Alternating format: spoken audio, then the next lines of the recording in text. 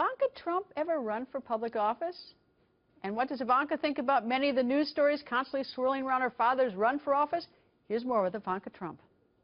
Okay, let me hit with some issues. The Khan issue, I'm sure you know about it. What's your thought on the Khan issue? Well, you know, I think my father shared his thoughts. Captain Khan was an American hero. There's no argument on that fact. And everyone respects his sacrifice for this country enormously.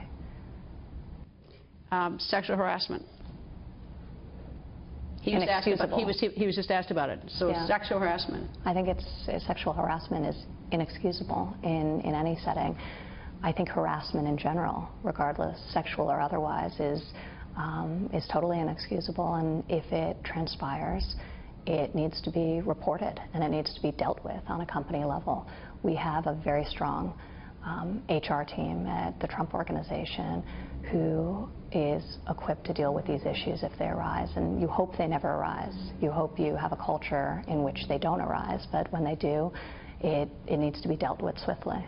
What do you make of the outsider-insider discussion in politics right now, that the popularity of your father, people largely think, and also Senator Bernie Sanders, that they're outsiders? Now, the insiders are having a tougher time. What do you think?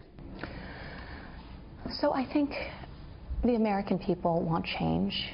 They are dissatisfied with the direction that this country is headed, and that's clear in terms of the poll. And I think they see that an outsider can bring that fresh perspective and new solutions to the table to bring the country in the direction it needs to go. So, you know, I look at my father's experience in creating jobs and building infrastructure. You know, every time he builds a 92-story building, every time he has in the course of his career built a massive skyscraper, that's unbelievable experience for repairing the dilapidated infrastructure of this country. When you think about our roads and you think about our bridges, when you think about, you know, the obligations and responsibilities he's had as an employer of so many, that's incredible training for thinking about what needs to be done to spur the economy and create jobs for others. So, you know, I think his outside perspective is very well tailored for the challenges that this country faces. How does your father, or even Secretary Clinton, who are both very wealthy people, how do they convince someone, for instance, in Midwestern town, that in any way your father, I'd ask this of Chelsea, but your father could remotely understand the issues that confront them? Yeah.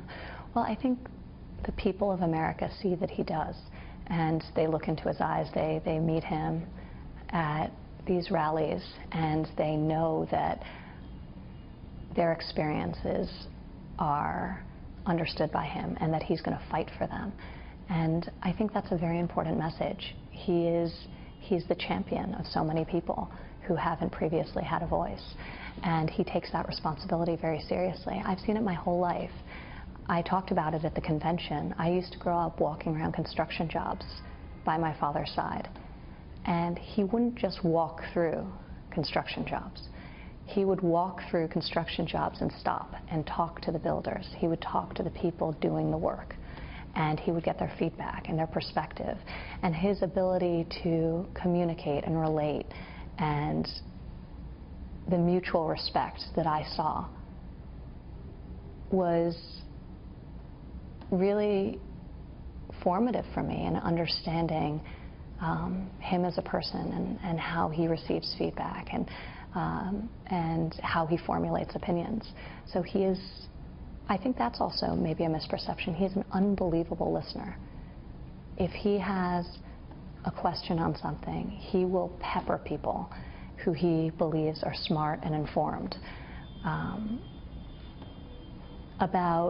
with questions just about that topic. And he takes everything in, he processes it, and ultimately he arrives at his own conclusion. But it's very interesting to see how he begins to formulate opinions, and it's because he's so interested in the experiences and the feedback of those he appreciates and respects. Stepping outside, focusing on you, in a million years, would you ever want to run for office now that you see what it's like? Oh gosh, I don't think so. It is, it's tough.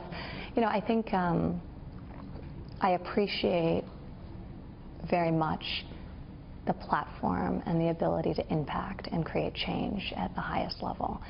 You know, there are certain issues I'm so deeply passionate about as a woman in the workforce.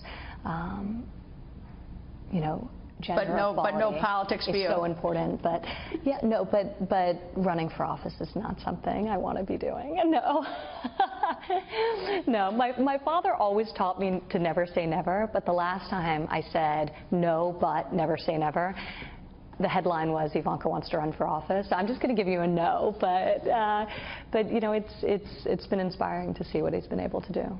Well, thank you for talking to us, and it's going to be an interesting next 90 days or however many days this is. It will be. It will be. Thank you, Ivanka. Thanks, Greta.